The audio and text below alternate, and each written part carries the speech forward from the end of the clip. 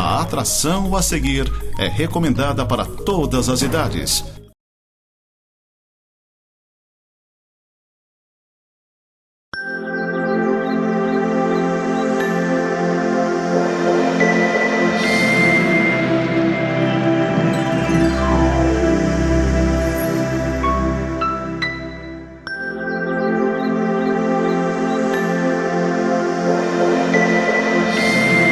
Graça e paz, queridos irmãos e irmãs, sejam bem-vindos a mais um programa Semeando para a Vida Eterna, programa da Igreja Presbiteriana de Lages.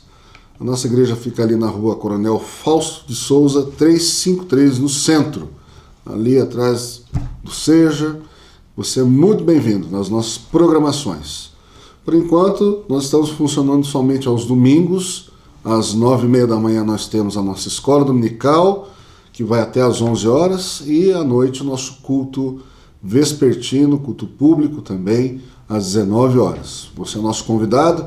Se quiser acompanhar pelas nossas redes sociais também, é Igreja Presbiteriana de Lages, tanto no Facebook quanto no YouTube e no Instagram.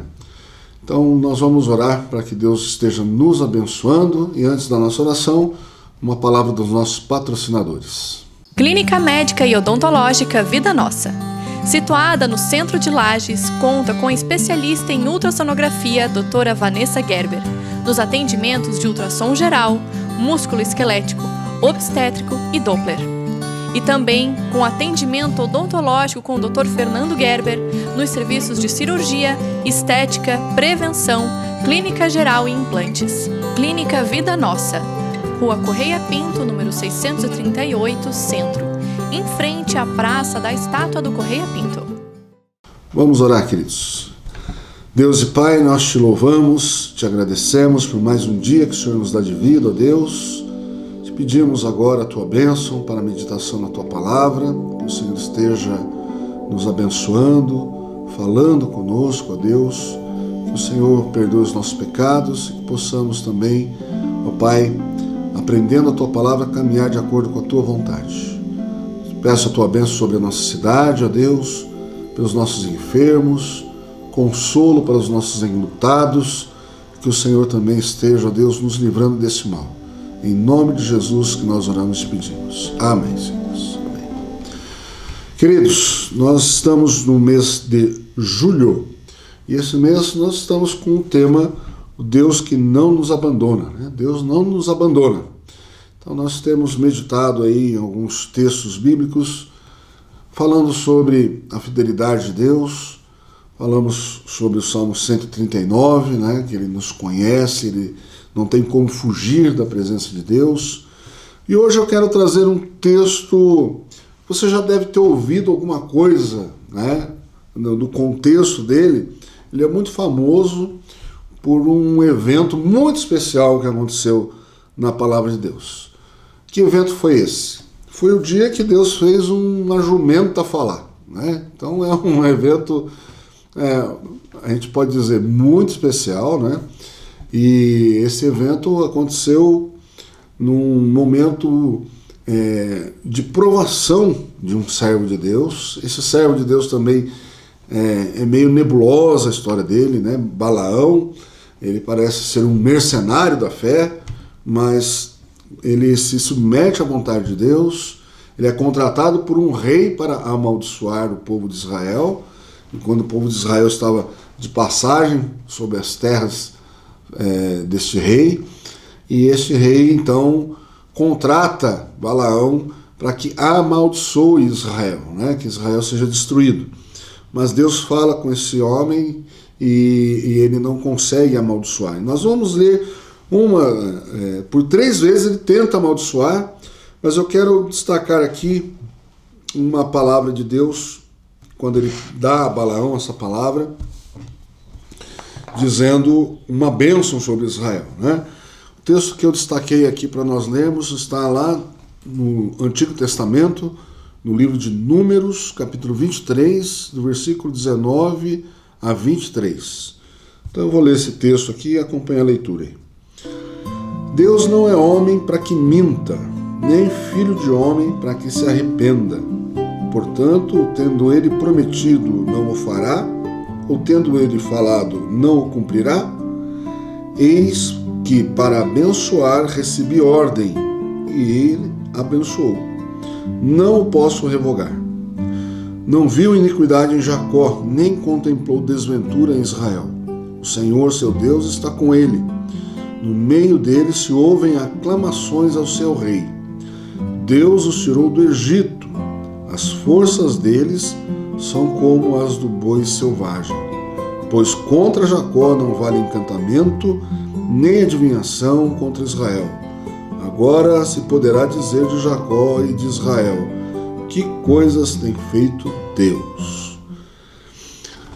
Queridos, esse momento aqui, né, nós estamos vivendo aí, graças a Deus, uma perspectiva muito boa do término desse pesadelo das restrições que nós vivemos, né? Inclusive, o último decreto aí já abriu, né? Terminou com as restrições de horário de atendimento, né? Então, nós estamos muito felizes, satisfeitos com o andamento que está, principalmente da imunização, né? A volta à normalidade na nossa vida. A nossa oração é essa, que nós voltemos à nossa normalidade, só que com mais consciência de que essa normalidade é uma bênção para a nossa vida, né? Agora que nós vivemos essas restrições, essas perdas, né? Que nós comecemos a valorizar mais os atos ordinários do nosso dia a dia. O poder levantar e ir trabalhar, né? O poder passear, o poder você conviver com as pessoas, abraçar as pessoas, que isso se torne não mais algo sem valor, mas seja algo muito valorizado, seja algo especial na nossa vida. Nós nos alegremos nesses momentos, né? E lembremos exatamente das lições que nós podemos tirar desse momento de pandemia. Nós, então, estamos meditando nesse tema de que Deus não nos abandona exatamente por causa desse tempo que nós vivemos, né? Muita gente se sente isolada, muita gente se sente abandonada, vivendo uma solidão muito doída, caindo em depressão, né? Os índices aí de suicídio são muito altos nessa pandemia. Os índices também de violência dentro do lar. Muitas vezes nós não estamos solitários, mas nós estamos em guerra com os nossos companheiros, né? Com as nossas famílias.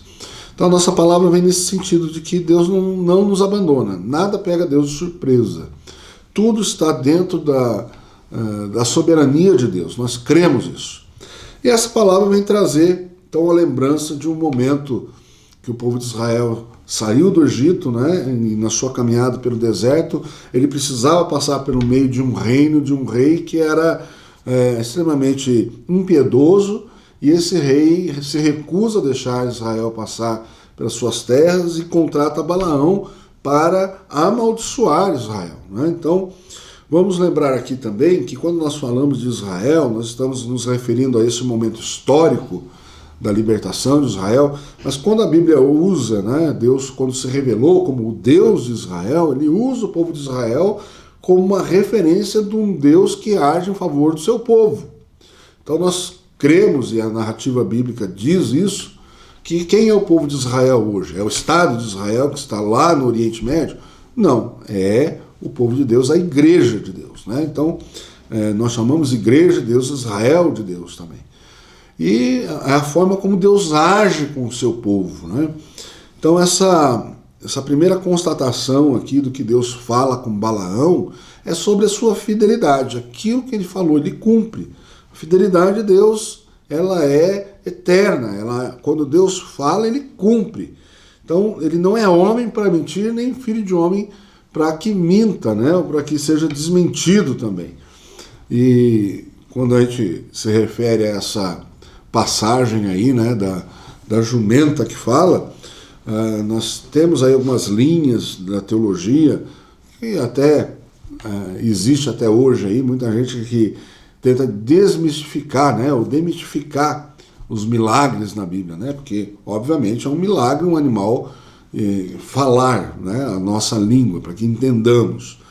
E tenta relativizar, tenta espiritualizar demais, mas a narrativa bíblica deixa bem claro, né? Nesse momento houve um diálogo daquele homem com aquele animal e foi um momento muito tenso, né? Onde ele corria risco de vida pelo anjo do Senhor. O animal enxergava o anjo do Senhor com a espada desembainhada e ele refugou, queria mudar de caminho, até prensou o pé de Balaão contra um muro que tinha, e Balaão espancou essa jumenta por 3 vezes, né? Então aí ela questiona ele: por que você está me batendo, né?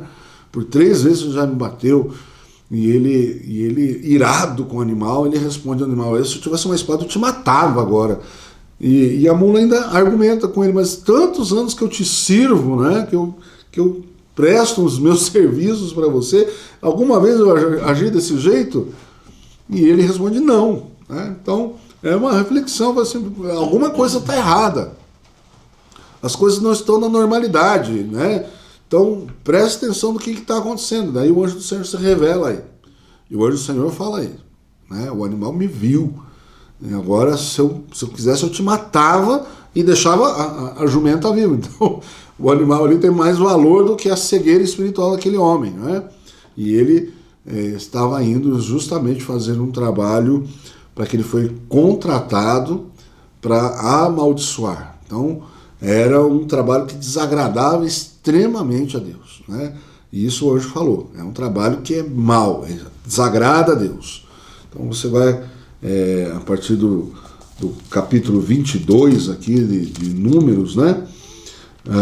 Você lê essa história de Balaão, da jumenta, do rei Balaque, né?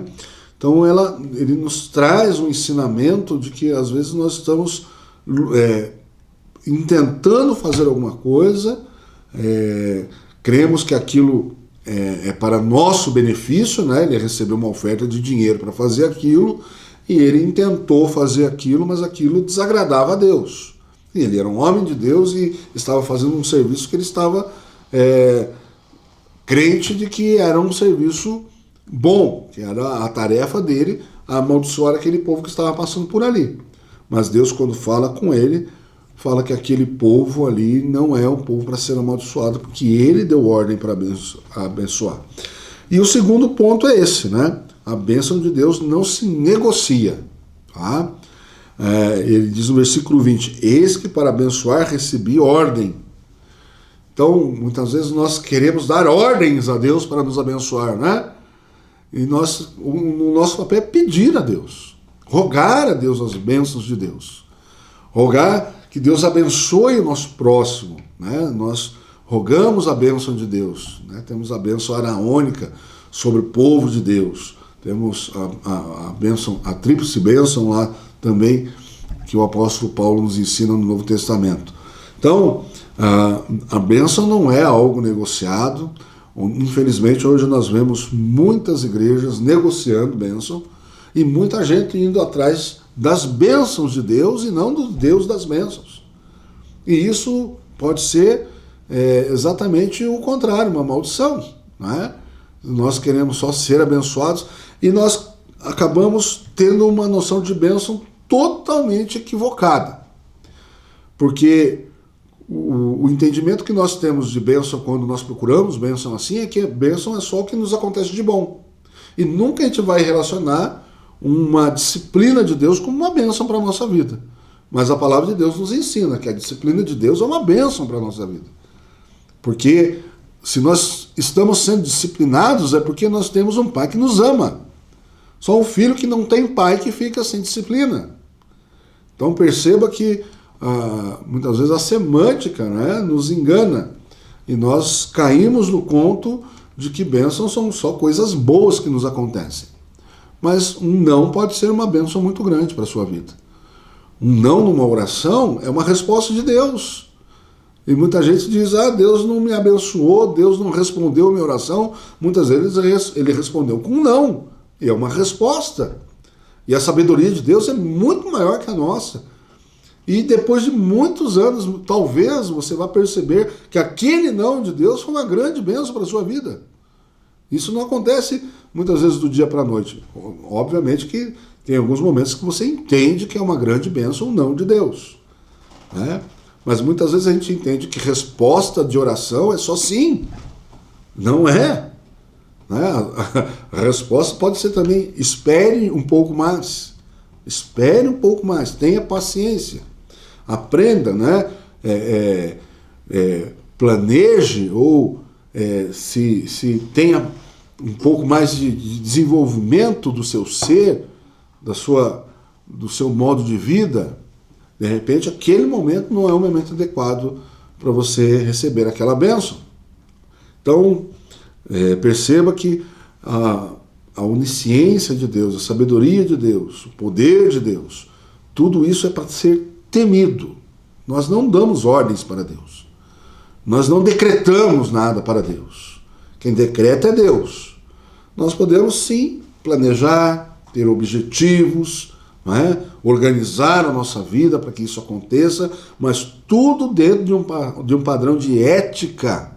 Não é? Não podemos esquecer isso também. De um padrão de ética que agrade a Deus. Que seja de acordo com o reino de Deus. Aquilo que Jesus ensinou que o reino de Deus é. Se você tem alguma dúvida de como funciona o reino de Deus ainda, só uma dica, leia lá Mateus capítulo 5 a 7. Ali é conhecido como o Sermão do Monte. Nós entendemos que ali é a ética do reino, né? Então começa com as bem-aventuranças. Então a ética do reino começa ali, Jesus explicando. E ele entra depois pela lei, não é? Então às vezes nós queremos viver pela lei, mas essa vivência pela lei, ela é distorcida pelos desejos do nosso coração. Então Jesus, na hora que entra no campo da lei, ali no Sermão do Monte, ele diz: ouviste o que foi dito aos antigos, não matarás. Eu, porém, vos digo, se você odiar o seu irmão do seu coração, você já o matou. Veja bem, Jesus amplia, não é? Ele não restringe a lei, ele amplia a lei. E agora a lei ela está sob o quê? A vista dos homens? Não, está sob a vista de Deus, né? E Deus vê o que vai no coração. Ele fala do adultério, né? Ouviste que foi dito aos antigos, não adulterarás. Mas se você olhar de uma forma impura para uma mulher, você já adulterou com ela. Você tem que pedir perdão para quem? Para a mulher que você desejou, você tem que pedir perdão para Deus e perceber a sua fraqueza, né? Que você é um pecador realmente, né? Então, quando Jesus estabelece essa ética do reino, ele estabelece uma relação muito íntima entre nós e Deus. E isso resulta num respeito mútuo entre os seres humanos, o seu próximo, você e o seu próximo, não é? Que você vai começar a respeitar o seu próximo, porque a sua relação de Deus é tão íntima que você sabe que se você prejudicar o seu próximo, você está ofendendo a Deus. Então a ética do reino, ela é possível viver, obviamente é possível viver, senão Jesus não estaria ensinando ali. E ele corrige as distorções que vieram com a religiosidade, não é?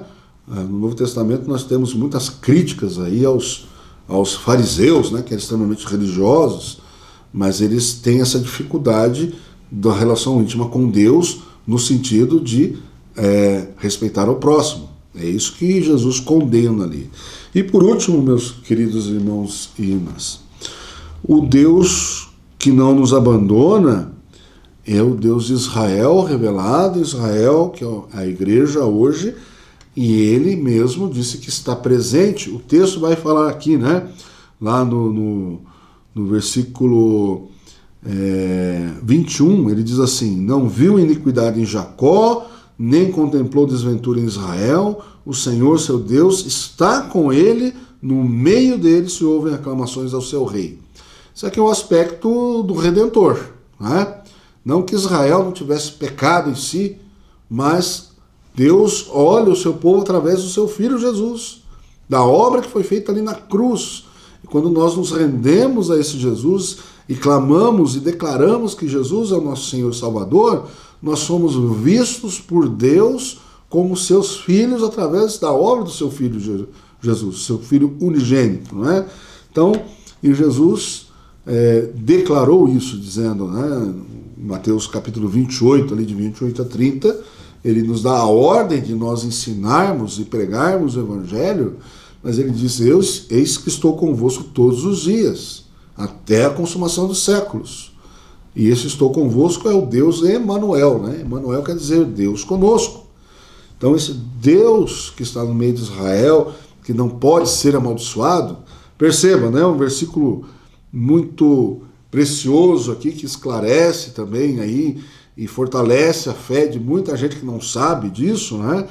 Ele diz aqui, pois contra Jacó é Israel, mais uma vez, Israel, povo de Deus, igreja de Deus, não vale encantamento nem adivinhação contra Israel.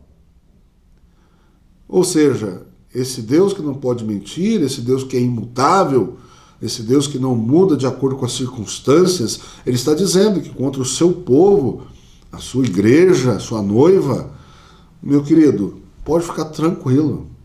Você não está à mercê do inimigo. O inimigo não lhe toca. Isso a palavra diz. Então, nunca diga que você está sob o poder do inimigo. Você tem medo de ficar endemoniado, né? Tem muito crente com medo de ficar endemoniado. Uma vez uma moça falou assim, estou com medo de ir lá naquela igreja e pisar no caminho de sal e cair endemoniado. Eu falei, então você não é crente. Né? Porque onde está o Espírito Santo não cabe demônio ali. Entendeu? Nós somos o templo do Espírito Santo. Então esse versículo aqui eu quero que você guarde para você ter a certeza de que isso é uma verdade que Deus falou. Uma vez um pastor da nossa igreja, muito querido, mas também já com nome bastante divulgado, né, muito conhecido, ele estava viajando de avião e a hora que ele chega, né, tinha lá uma pessoa famosa, um espiritualista muito famoso, né, junto com ele no avião lá, e a pessoa quando recebeu o pastor falou assim, nossa pastor, o senhor não sentiu assim um mal-estar de estar... E ele falou, eu não, quem tem que sentir mal-estar é ele, porque o maior que está em mim do que o que está no mundo, né? É só uma questão de percepção do poder de Deus, né? De estarmos ali, nós não tememos ninguém. Se Deus é por nós, quem será contra nós, né? E não estamos também discriminando nenhuma outra religião, mas estamos dizendo que Deus é o Deus verdadeiro, o Deus de Israel, revelado em Israel, né? Então nós temos que amar esse próximo. Nós temos que amar ao ponto de lhe pregar o Evangelho. Amar ao próximo e respeitar o próximo.